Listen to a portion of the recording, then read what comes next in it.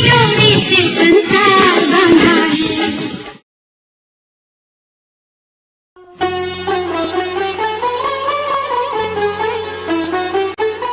इसे समझो ना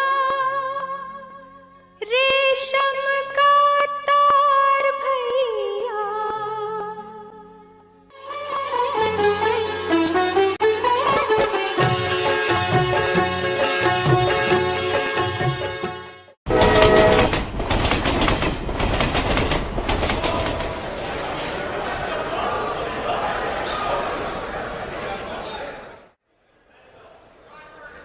भैया मेरे राखी के बंधन को निभाना, भैया मेरे छोटी बहन।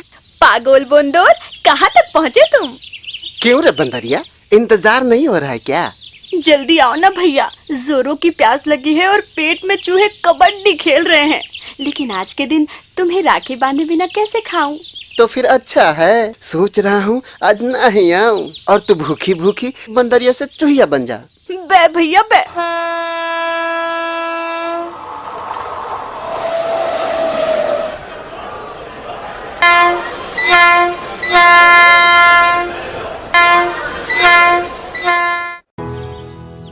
मेरे दुलारे भैया तुझको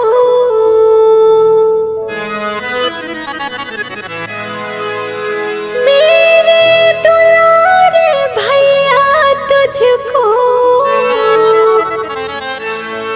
आना पड़ेगा।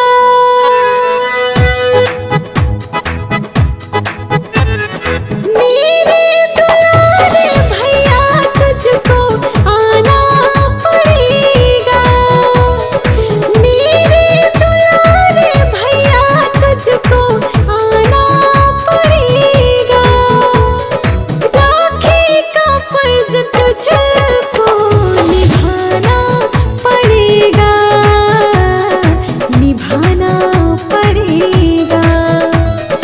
राखी का फर्ज तुझको निभाना पड़ेगा, निभाना पड़ेगा।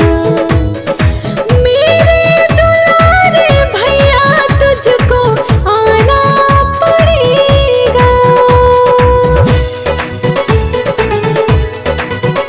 गाना स्टूडियो पटना, म्यूजिक बाय छोटू।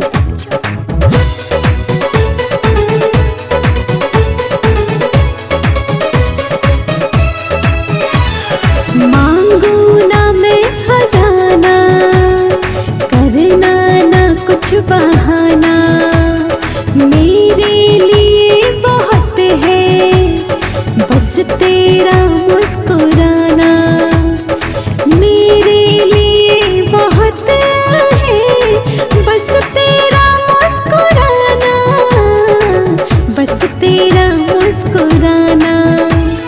सारी उम्र के बंधन को निभाना पड़ेगा। सारी उम्र के बंधन को निभाना पड़ेगा। राखी का फर्ज तुझको निभाना पड़ेगा, निभाना पड़ेगा। राखी का फर्ज तुझको निभाना पड़ेगा, निभाना पड़ेगा।